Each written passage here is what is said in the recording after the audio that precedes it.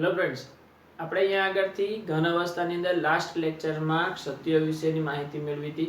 તો એના અલગ અલગ પ્રકાર વિશે માહિતી મેળવી ગયા હતા. તો સત્યોના કયા કયા અલગ અલગ પ્રકાર છે અને એ પ્રકારોને આજે આપણે અહીંયા આગળથી ડિટેલમાં સમજીશું.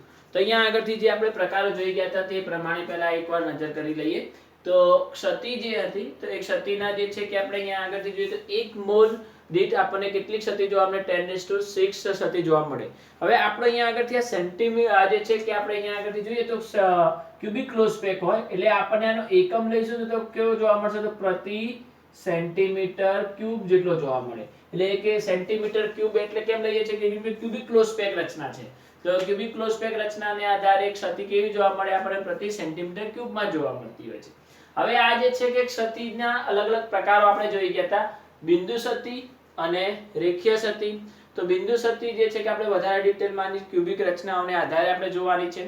ત્યારબાદ રેખીય ક્ષતિની અંદર આપણે વાત કરી ગયા હતા કે પરમાણુની જે ગોઠવણી થાય છે તો એ ગોઠવણીમાં અહીંયા આગળથી વચ્ચે વચ્ચે કોઈક અલગ પરમાણુ ગોઠવાઈ જાય. ધારો કે આખી જે પરમાણુ ગોઠવણી છે એમાં કોઈ અલગ પરમાણુ અહીંયાથી ગોઠવાઈ જાય તો રેખીય ક્ષતિ જોવા મળતી હતી, અથવા એની જે છે કે વચ્ચેથી બેન્ડ થઈ જાય આખી રેખા તો આપણને રેખીય ક્ષતિ જોવા મળે છે. તો આવી રીતે આપણને રેખીય ક્ષતિ જોવા મળી હતી. ત્યારબાદ જે છે કે આપણે અહીંયા આગળથી એના અલગ અલગ પ્રકાર જોઈ ગયા હતા. તો બિંદુ ક્ષતિના અલગ અલગ પ્રકાર હતા તત્વયુગ્મિતીય ક્ષતિ, બિન તત્વયુગ્મિતીય ક્ષતિ અને અશુદ્ધ ક્ષતિ. તો એના જે છે કે આપણે અલગ અલગ પ્રકારમાં ડિવાઈડ કર્યું હતું. તો તત્વયુગ્મિતીય ક્ષતિને બિન આયનીય અને આયનીય ક્ષતિ, બિન આયનીય ક્ષતિમાં અવકાશી ક્ષતિ અને આંતરાલીય ક્ષતિ. જે આયનો જે છે કે જે પરમાણુ ઉપર આધારિત હશે એમાં આયનોનું કોઈ ઉલ્લેખન થશે નહીં.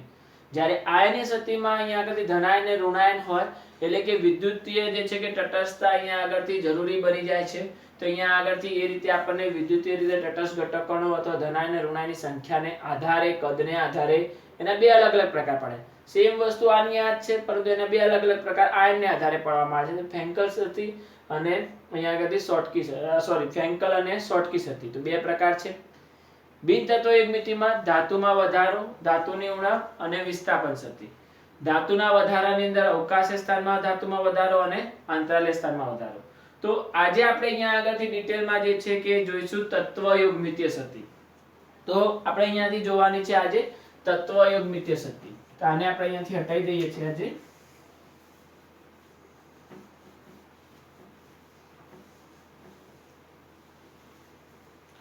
તો આજે આપણે અહીંયા આગળથી ચર્ચા કરવાની છે તત્વયુગ્મિતીય ક્ષતિની.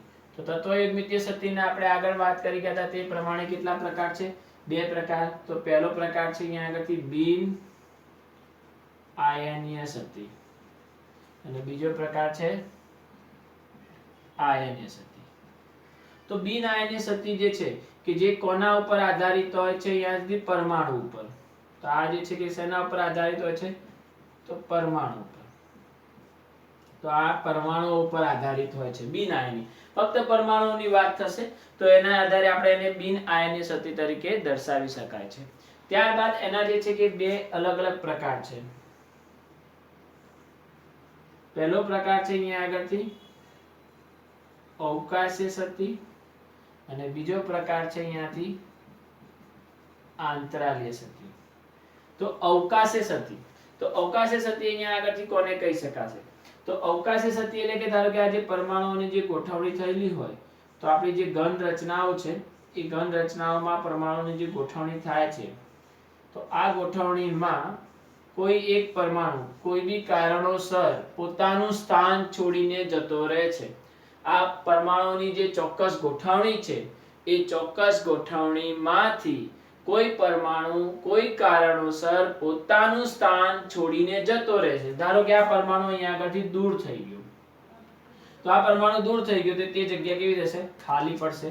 તો તે જગ્યા કેવી પડે છે? અહીંયા આગળથી ખાલી. તો આ શું ઉત્પન્ન કરે છે? અવકાશ. તો આ જગ્યા ખાલી પડી તો આની જગ્યાએ અવકાશ ઉત્પન્ન થાય છે. એટલે આવી ક્ષતિને શું કહી શકાય? અવકાશી ક્ષતિ. કે ધારો કે કોઈ પરમાણુમાંથી કોઈ કારણોસર કોઈ પરમાણુ પોતાનું સ્થાન છોડીને જતો રહે છે અને એ જગ્યા ખાલી પડે છે, તેથી આને અવકાશી ક્ષતિ તરીકે ઓળખી શકાય. આનું બીજું નામ છે કે રિક્ત સ્થાન બી આપણે એને કહીએ છીએ. તો આને રિક્ત સતી બી કહી શકાય, એટલે ખાલી જગ્યા કહેવાય રિક્ત સતી. એટલે શું થાય છે, રિક્ત એટલે કે ખાલી, એટલે આપણે અહીંયા આગળથી જે જગ્યા ખાલી પડે છે એના આધારે જે છે કે રિક્ત સતી બી કહી શકાય છે, અથવા અવકાશે સતી, અવકાશ ઉત્પન્ન થાય, જગ્યા ખાલી પડે છે, તેથી એને આપણે અવકાશે સતી તરીકે ઓળખી શકાય. કોઈ બી પરમાણુની જે બંધારણની જે ગોઠવણી થતી હોય એ ગોઠવણીમાંથી કોઈ પરમાણુઓ દૂર થઈ જાય તો એના કારણે એની ઘનતાના મૂલ્યમાં શું થાય, ઘટાડો. ઘટકણોની સંખ્યા ઘટી ગઈ છે તો ઘનતા અહીંયા આગળથી શું થાય છે, ઘટે. તો અહીંયા આગળથી ઘનતાના મૂલ્યમાં હંમેશા શું થાય, ઘટાડો થતો જોવા મળે છે. અને બીજી વાત કે અહીંયા આગળથી આ ક્ષતિ કોઈ કારણોસર અહીંથી દૂર થયો છે, તો ધારો કે આપણે અહીંયા આગળ તાપમાન જે છે કે જેમ તાપમાનનું મૂલ્ય વધારીએ તેમ ઘટકણો દૂર થવાની સંભાવના વધી જાય છે. આપણને ખ્યાલ છે કે ઘનમાંથી પ્રવાહીમાંથી વાયુમાં જવું હોય તો તાપમાનનું મૂલ્ય વધારતા જઈએ તેમ તેમ અહીંયાથી ઘટકણો છૂટા પડવા લાગે છે. તો તાપમાન વધે તો ક્ષતિ શું થાય, હંમેશા વધે. આ ફિક્સ છે. તાપમાન વધે તો ક્ષતિ હંમેશા શું થાય, વધે. કેમ કે જેમ જેમ તાપમાનનું મૂલ્ય અહીંયા આગળથી વધારીશું તેમ ઘટકણો જે છે કે અહીંયા આગળથી પોતાના સ્થાન છોડીને દૂર થવા લાગશે, જેના કારણે અહીંયા આગળથી ક્ષતિ હંમેશા કેવી થતી હોય, વધતી હોય છે. અવકાશ સ્થિતિમાં આપણને અહીંયા આગળથી શું જોવા મળે છે, એની ઘનતાનું મૂલ્યમાં શું થાય છે, ઘટાડો થાય છે, અને તાપમાન વધારતા ક્ષતિ વધે છે. તો આને કહેવાય આપણી અવકાશ સ્થિતિ. હવે આપણે આગળ જોઈએ આંતરાલ્ય સ્થિતિ. તો બીજો પ્રકાર જે છે કે આંતરાલ્ય સ્થિતિ. તો આંતરાલ્ય સ્થિતિની અંદર આપણે અહીંયા આગળથી જોઈ શકાય કે જે પરમાણુઓની આ ગોઠવણી થાય છે તો આ ગોઠવણીમાં વચ્ચે વચ્ચે જે છે કે જગ્યા રહી ગયેલી હોય છે. ઓકે, આ રીતે અહીંયા આગળ વચ્ચે વચ્ચે આ જે છે કે જગ્યાઓ છે તો એને આંતરાલ્ય સ્થાન કહેવાય. અને એ આંતરાલ્ય સ્થાનમાં કોઈ પરમાણુ જે છે કે નાના કદનો કોઈ પરમાણુ અથવા એ કદનો કોઈ બી પરમાણુ જેટલી જગ્યા હશે એટલી જગ્યામાં કોઈ ગોઠવાઈ જાય, ધારો કે કોઈ બી જગ્યાએ અહીંયા આગળથી ગોઠવાઈ જાય, આ બધી આંતરાલ્ય સ્થાનો છે. તો એ બધા આંતરાલ્ય સ્થાનોમાં કોઈ બી એકાદી પરમાણુ બી કે બીજા અલગ અલગ રીતે નાના કદના કે બીજા કોઈ પરમાણુ એની અંદર ગોઠવણી પામતા હોય છે તો એને આપણે અહીંયા આગળથી શું કહીએ છીએ, આંતરાલ્ય સ્થિતિ. તો આ જે આપણે આંતરાલ્ય સ્થાનો છે એ આંતરાલ્ય સ્થાનોમાં કોઈ બીજા પરમાણુ નાના કદના અથવા બીજા કોઈ પરમાણુ જે છે કે આ આંતરાલ્ય સ્થાનોમાં ગોઠવણી પામે છે તો તેને કહેવાય આપણે આંતરાલ્ય સ્થિતિ. તો અહીંયા આગળથી પરમાણુ નવા એડ થયા, અંદર શું થયા, પરમાણુ નવા એડ થયા. તો આની અંદર શું થશે કે પરમાણુઓની કદ તો એટલું ને એટલું જ છે, પરંતુ નવા પરમાણુ ઉમેરાયા તેના કારણે અહીંયા આગળથી ઘનતા શું થશે, તો ઘનતા અહીંયા આગળથી વધે. અહીંયા આગળથી પરમાણુ દૂર થઈ ગયા હતા તેથી અહીંયા આગળથી ઘનતા કેવી થઈ ગઈ હતી, ઘટી ગઈ હતી. જ્યારે અહીંયા આગળથી શું થાય છે કે ઘનતા વધે છે, આમાં પરમાણુ ઓછા થાય છે એટલે ઘનતા ઘટે છે, આમાં પરમાણુ વધે છે એટલે ઘનતા વધે છે. કદ એટલું ને એટલું જ રહે, કદમાં કોઈ ફેરફાર ના થાય. અહીંયા આગળથી કોઈ નવી જગ્યા નથી રોકી અને જે ખાલી જગ્યા હતી આંતરાલ્ય સ્થાનોમાં ત્યાં ગોઠવાયા છે, તેથી અહીંયાથી ઘનતાના મૂલ્યમાં શું થાય છે, વધારો થાય છે. અને અહીંયાથી પોતાના સ્થાન છોડીને જતા રહ્યા છે તેથી આમાં ઘનતામાં શું થાય છે, ઘટાડો થાય છે. તો આ બે અહીંયા આગળથી પ્રકાર છે જે પરમાણુ પર આધારિત છે, જેમાં કોઈ ધનાયન કે ઋણાયનની આપણે ચર્ચા કરતા નથી. તો આમાં સ્થિર વિદ્યુતીય આકર્ષણની કોઈ જરૂર પડતી નથી. એટલે આપણે અહીંયા આગળથી અવકાશી સ્થિતિ અને આંતરાલ્ય સ્થિતિને આ રીતે અહીંયાથી વર્ગીકૃત કરી શકાય છે. પરંતુ આ જ વસ્તુને, આ બંને જ વસ્તુને આપણે અહીંયા આગળથી આયનિક સ્થિતિમાં રૂપાંતર કરીએ. આ જ વસ્તુ છે, આ જ થિયરી છે. આ થિયરીમાં આપણે ખાલી પરમાણુની ચર્ચા કરી, પરંતુ જો આની જગ્યાએ ધનાયન અથવા ઋણાયન હોય, આની જગ્યાએ ધનાયન અથવા ઋણાયનોના જો પરમાણુ ગોઠવણી પામેલા હોય તો એના આધારે આપણને કઈ સ્થિતિ મળે, આયનિક સ્થિતિ. તો આયનિક સ્થિતિ શેના ઉપર આધાર રાખે છે, તો ધનાયન ઉપર અને ઋણાયન ઉપર આધારિત છે. તો ધનાયન અને ઋણાયન ઉપર આધારિત સ્થિતિ છે. તો ધનાયન અને ઋણાયન ઉપર આધારિત જે સ્થિતિ છે તો એની અંદર આપણે અવકાશી સ્થિતિ ને આંતરાલ્ય સ્થિતિ જેવી જ આપણને સ્થિતિ જોવા મળશે, પરંતુ એમાં આયનો પ્રેઝન્ટ થાય છે તેથી એમાં વિદ્યુતીય આકર્ષણ જે છે કે અહીંયાથી જવાબદાર બને છે. તો વિદ્યુતીય આકર્ષણ, અપાકર્ષણ, સ્થિર વિદ્યુતીય તટસ્થતા બધી ઘટનાઓ જે છે કે અહીંયા આગળ જવાબદાર બનતી હોય છે. તો એના આધારે જે છે કે આપણે અહીંયા આગળથી જોઈએ તો બે પ્રકાર આયનિક સ્થિતિના પાડવામાં આવ્યા છે. તો શોર્ટકી સ્થિતિ અને બીજી જે છે કે ફ્રેન્કલ સ્થિતિ. શોર્ટકી સતી અને ફ્રેન્કલ સતી. તો શોર્ટકી સતી અને ફ્રેન્કલ સતી જે છે કે આપણે અહીંયા આગળથી એના ઉદાહરણ સમજીશું.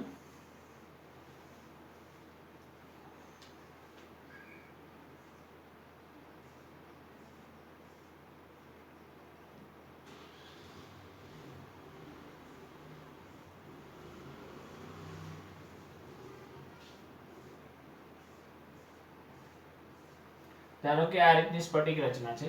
હવે આની અંદર આપણે શું દર્શાવવાના છે? તો આયનો દર્શાવવાના છે. તો એ આયનોમાં ધારો કે આપણે અહીંયા આગળથી દર્શાવી દઈએ કે અહીંયા આ ધનાયન છે, આ ધનાયન એકાંતરે ધનાયન દર્શાવવાના છે. બાજુમાં ક્યારે આવી ના જાય એનું ખાસ ધ્યાન રાખવાનું છે. આ રીતે બાજુમાં ના આવવા જોઈએ, આ રીતે એકાંતરે ધનાયન આવવા જોઈએ. આમ બાજુમાં ના આવવા જોઈએ ને આમ ના આવવા જોઈએ. આમ ક્રોસમાં આવે ચાલે, આમ રીતે બાજુમાં ના આવવા જોઈએ, એટલે અહીંયા આવ્યો તો અહીંયા આગળ ધનાયન ના આવવું જોઈએ, આ બાજુ ધનાયન હોય તો અહીંયા આગળ ધનાયન ના આવવું જોઈએ.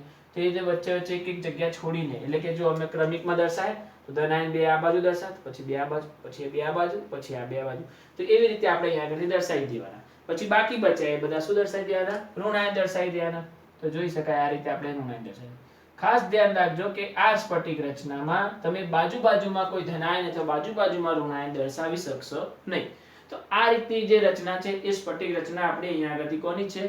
શોર્ટકી સતીની. તો શોર્ટકી સતીના એના જે છે કે અલગ પોઈન્ટ છે. અહીંયા આગળથી ધનાયન અને ઋણાયન ઉપર આધારિત છે.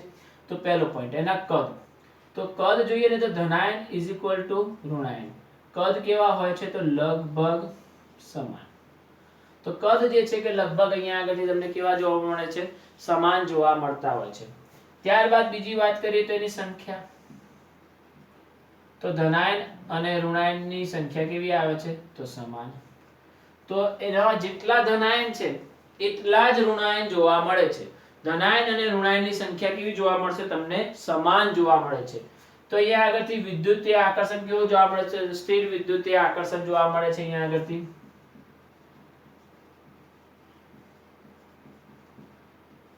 સ્થિર વિદ્યુતીય તટસ્થ જોવા મળે છે.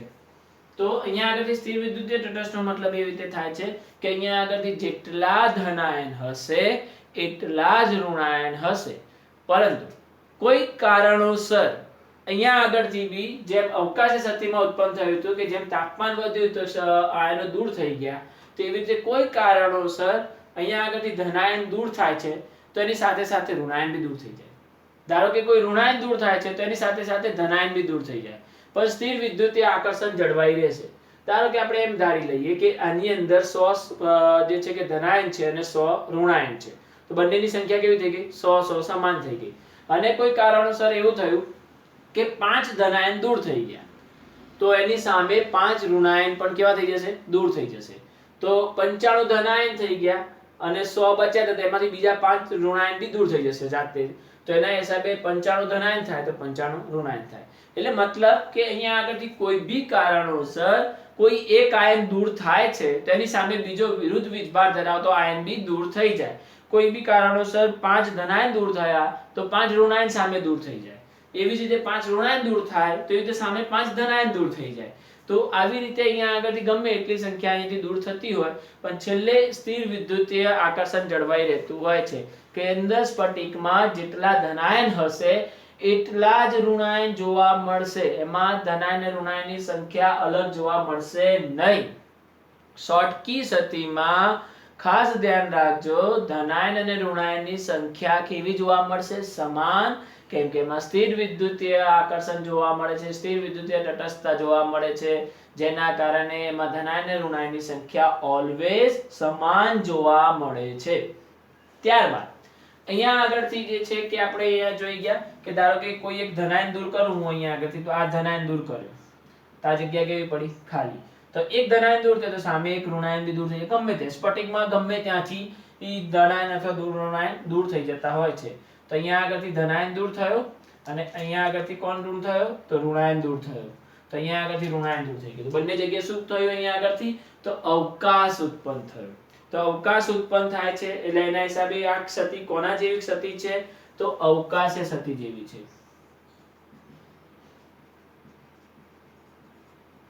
કોના જેવી સતી છે આ રહી? તો અવકાશીય સતી જેવી રચના ધરાવે છે, કેમ કે એમાં ઘટક કણો શું થાય છે?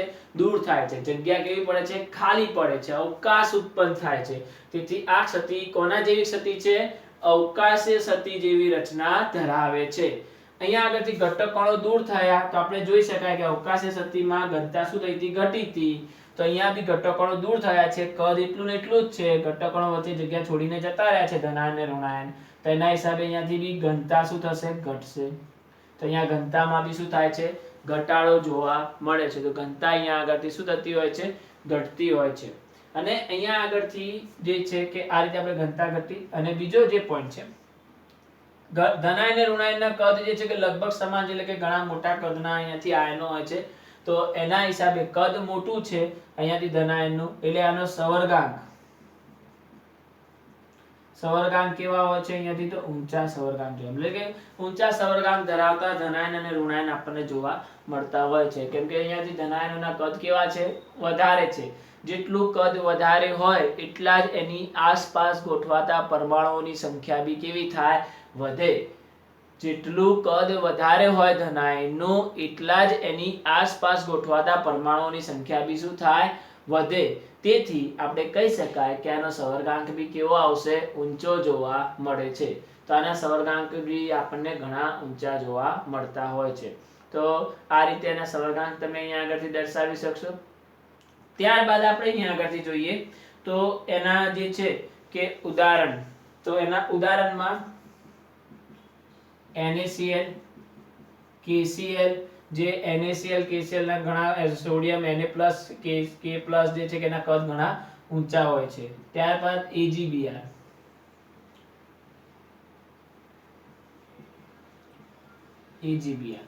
તો AgBr જે છે, તો AgBr જે છે કે એક અપવાદ છે કે જે શોર્ટકીમાં બી આવશે અને ફ્રેન્કલમાં બી આવશે. તો આ ઉદાહરણ તમને બંનેમાં જોવા મળશે. AgBr શોર્ટકીમાં બી જોવા મળે છે અને ફ્રેન્કલમાં બી જોવા મળે છે. બંને પ્રકારની રચના ધરાવતો એક અપવાદરૂપ સ્ફટિક છે. તો AgBr તમને બંનેમાં જોવા મળતો હોય છે. તો આ રીતે અહીંયા આગળથી તમે શોર્ટકી સતીના ઉદાહરણ તમે અહીંથી લખી શકો. અહીંયા ઉદાહરણ લખી દો. ત્યારબાદ આપણે અહીંયા આગળથી જોઈએ તો એની જે સ્ફટિક રચના જે છે, તો એ સ્ફટિક રચનામાં ધારો કે આપણે એમ ધારી લઈએ કે ધારો કે NaCl ના 1022 જે છે કે સ્ફટિક હોય આપણી જોડે, એટલે કે 1022 સ્ફટિક સેન્ટીમીટર ક્યુબમાં આપણી જોડે આટલા સ્ફટિક હોય, પ્રતિ સેન્ટીમીટર ક્યુબ જેટલા સ્ફટિક છે.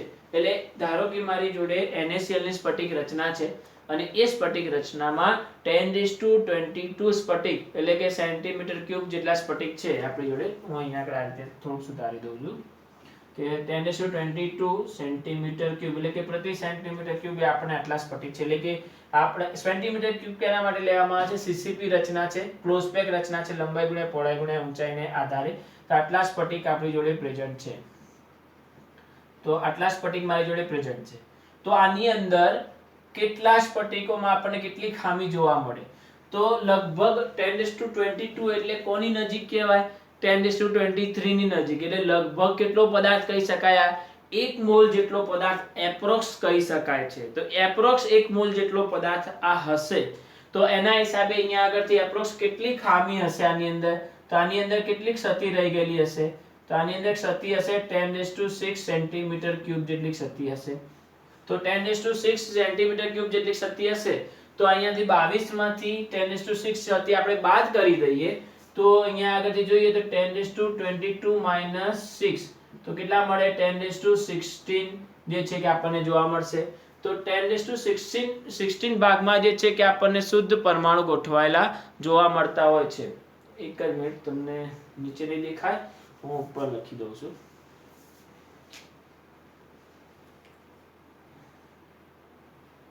ઓકે, હું આ જે ઘટના છે આખી એ અહીંયા આગળથી અલગથી દર્શાવી દઉં છું.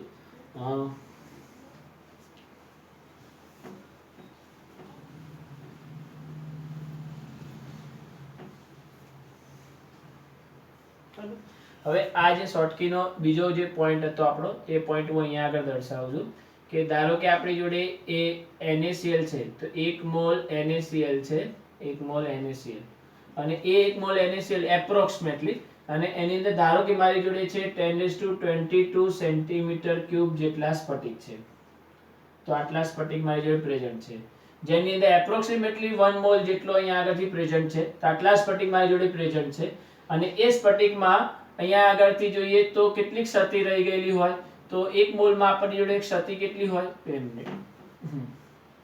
તો એની ક્ષતિ જે છે કે 10⁶ સેન્ટીમીટર ક્યુબ જેટલી ક્ષતિ હોય, તો આમાંથી આપણે આ ક્ષતિને બાદ કરી દો, તો 10⁻22 - 6, તો અહીંયા આગળથી 10⁻16 જેટલા પરમાણુની જે છે કે ચોક્કસ ગોઠવણી થયેલી હોય, તો 10⁻16 સેન્ટીમીટર ક્યુબમાં NaCl ની સ્પષ્ટ ગોઠવણી થયેલી હશે, અને બાકીની શું હશે, અંદર ખામી રહી ગયેલી હશે, તો આટલા શુદ્ધ સ્વરૂપે અહીંયાથી પરમાણુ ગોઠવાયેલા હશે, અને બાકીના જે છે કે અહીંયા આગળથી ખામી અહીંયા આગળથી આપણે એની બાદ કરી દીધી, તો એ ખામી જે છે કે અહીંયાથી કેવી રીતે હશે, તો અવકાશીય સ્થાન બદલાઈ ગયા હશે, અહીંયાથી અવકાશીય સ્થાન ઉત્પન્ન થઈ ગયા હશે, કોઈ ધનાયન ઋણાયન દૂર થઈ ગયા છે, એની જગ્યાએ બીજા કોઈ પરમાણુ ગોઠવાઈ ગયા હોઈ શકે છે, તો એવી રીતે જે છે કે અલગ અલગ પ્રકારની અહીંયા આગળથી ખામીઓ જોવા મળતી હોઈ શકે છે, જે આપણે અહીંયા આગળથી શું કરી દીધી, બાદ કરી દીધી, તો આવી રીતે તમે આની જે છે કે ક્ષતિને દર્શાવી શકો છો. ચલો, તો આ થઈ આપણી શોર્ટકી ક્ષતિ. શોર્ટકી ક્ષતિમાં આપણે જોઈએ ધનાયન અને ઋણાયનના કદ કેવા જોવા મળે, લગભગ સમાન, એમાં એની સંખ્યા કેવી જોવા મળી, સમાન જોવા મળી, ધનાયન અને ઋણાયનની સંખ્યા કેવી હશે, સમાન જશે, ધારો કે 100 ધનાયન છે તો 100 ઋણાયન હશે.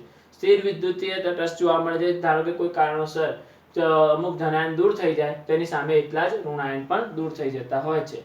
અવકાશીય ક્ષતિ જેવી રચના ધરાવે છે, વચ્ચે અવકાશીય સ્થાન રહી ગયેલા છે, તેથી અવકાશીય ક્ષતિ જેવી રચના ધરાવે છે, કેમ કે ધનાયનો દૂર થાય છે એટલે અવકાશીય ક્ષતિ જેવી રચના ધરાવશે. અવકાશીય ક્ષતિની અંદર જેમ ઘનતા ઘટતી હતી તેમ અહીંયાથી બી જોઈ શકાય કે કદ એટલું ને એટલું જ છે, પણ પરમાણુ સંખ્યા શું થઈ ગઈ છે, ઘટી ગઈ છે, તો ઘનતાના મૂલ્યમાં શું થાય છે, ઘટાડો. ધનાયનનું કદ મોટું છે, કદ વધારે છે, જેના કારણે એનો સવર્ગાંક કેવો આવશે, ઊંચા જોવા મળે છે, તો સવર્ગાંક અહીંયાથી ઘણા ઊંચા જોવા મળતા હોય છે.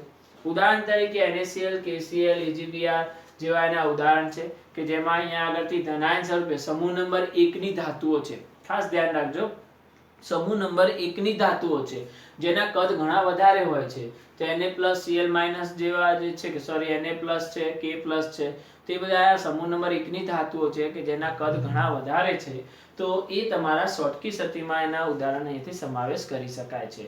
AgBr જે છે કે એક અપવાદ છે, AgBr તમારે અહીંયા આગળથી જે છે કે શોર્ટકીમાં બી આવે છે અને ફેન્કલમાં બી જોવા મળતો હોય છે, તો એ રીતે તમારે AgBr બંનેમાં જોવા મળતો હોય છે. ત્યારબાદ બીજો જે છે કે અહીંયા આગળથી ફેન્કલ ક્ષતિ, તો હવે આપણે અહીંયા આગળથી ચર્ચા કરીશું ફેન્કલ ક્ષતિની. હું અહીંયા આગળથી આને ઉપર લખી દઉં છું, ફેન્કલ ક્ષતિ. ફેન્કલ ક્ષતિની અંદર આપણે અહીંયા આગળથી જોઈશું ને તો ધનાયન અને ઋણાયનના કદમાં મોટો ફેરફાર આવે છે.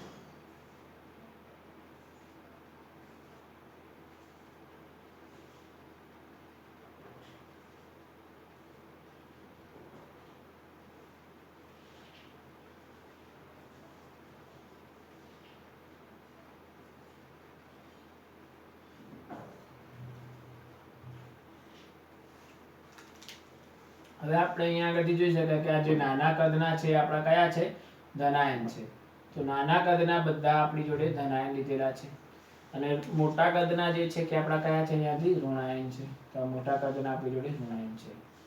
તો અહીંયા આગળથી જોઈ શકાય કે કદમાં મોટો ફેરફાર જોઈ શકાતો હોય છે. તો અહીંયા આગળથી કદનો ફેરફાર, તો પહેલો પોઈન્ટ આપણો અહીંયા આગળથી છે કદ, તો કદ જોઈએ તો અહીંયા આગળથી ધનાયનનું કદ કેવું છે, નાનું છે, અને ઋણાયનનું કદ કેવું છે, મોટું છે. તો આ કેવા છે, નાના કદના છે, ને આ કેવા છે, મોટા કદના છે. તો ધનાયનના કદ જે છે કે અહીંયા આગળથી નાના છે, અને ઋણાયનના કદ કેવા છે, મોટા છે. તો અહીંયા આગળથી કેવી ઘટના બને છે કે ધારો કે અહીંયા આગળથી જે નાના કદના પરમાણુઓ છે, એ નાના કદના પરમાણુઓ જે છે કે અહીંયા આગળથી ગમે મૂવ કરી શકે છે, કેમ કે એનું કદ નાનું છે, તો એ સહેલાઈથી એક જગ્યાએથી બીજી જગ્યાએથી ગતિ કરી શકતા હોય છે. તો એના હિસાબે શું થશે કે અહીંયા આગળથી જે ધનાયન છે, તો એ ધનાયનનું કદ નાનું હોવાથી એ જે છે કે અહીંયાથી ગતિ કરીને અહીંયાથી આંતરાલે સ્થાનોમાં ગોઠવણી પામી જઈ શકતા હોય છે, કે આ જગ્યાએથી પોતાનું સ્થાનથી ખસીને અહીંયાથી નાના કદના અહીંયાથી ધનાયનો અહીંયાથી ગોઠવણી પામતા હોય છે. તો અહીંયા આગળ શું થશે, તો આ જ્યાં સ્થાને પોતાનું સ્થાન છોડી દીધું એને, તો આ સ્થાન પોતાનું છોડી દીધું, અહીંથી ગતિ કરીને ક્યાં જતો રહ્યો, આંતરાલ્ય સ્થાનમાં. તો ધનાયનો જે છે કે આવી રીતે અહીંયાથી ગતિ કરીને આંતરાલ્ય સ્થાનોમાં ગોઠવણી પામતા હોય છે. તો આપણે અહીંયા આગળથી જોઈ શકાય છે કે ધનાયનોનું કદ ઘણું નાનું છે. જેમ કે આપણે બસમાં જતા હોય કે ટ્રેનમાં જતા હોય તો આપણે જોઈ શકાય કે નાના છોકરાઓ હોય તો એ નાના છોકરાઓ આમથી આમ ગતિ કરતા હોય અને એક સીટ ઉપરથી બીજી સીટ ઉપર સહેલાઈથી જતા રહેતા હોય છે. તો એવી જ રીતે આપણે અહીંયા આગળ બી જોઈ શકાય કે ધનાયનોનું કદ ઘણું નાનું છે, તો જેના હિસાબે સ્ફટિકમાં એ બી સહેલાઈથી ગતિ કરી જાય છે. તો પોતાનું સ્થાન છોડીને ક્યાં જતા રહે છે, આંતરાલ્ય સ્થાનોમાં ગોઠવણી પામી જાય છે. તો અહીંયા આગળથી જે છે કે આ ધનાયનો ગતિ કરીને આંતરાલ્ય સ્થાનમાં ગોઠવણી પામતા હોય છે. તો તેના કારણે આપણે અહીંયા આગળથી કહી શકાય કે અહીંયા આગળથી પોતાના સ્થાન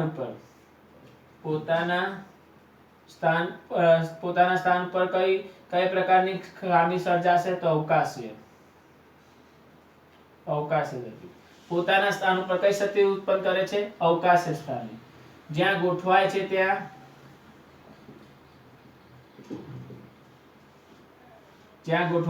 કઈ શક્તિ ઉત્પન્ન કરે છે, તો આંતરાલ્ય શક્તિ. અને ગતિ કરીને જાય છે, ગતિ કરે છે એટલે કઈ શક્તિ ઉત્પન્ન થશે, તો વિસ્થાપન શક્તિ. તો ત્રણ પ્રકારની શક્તિઓ અહીંયા આગળ ઉત્પન્ન થાય છે.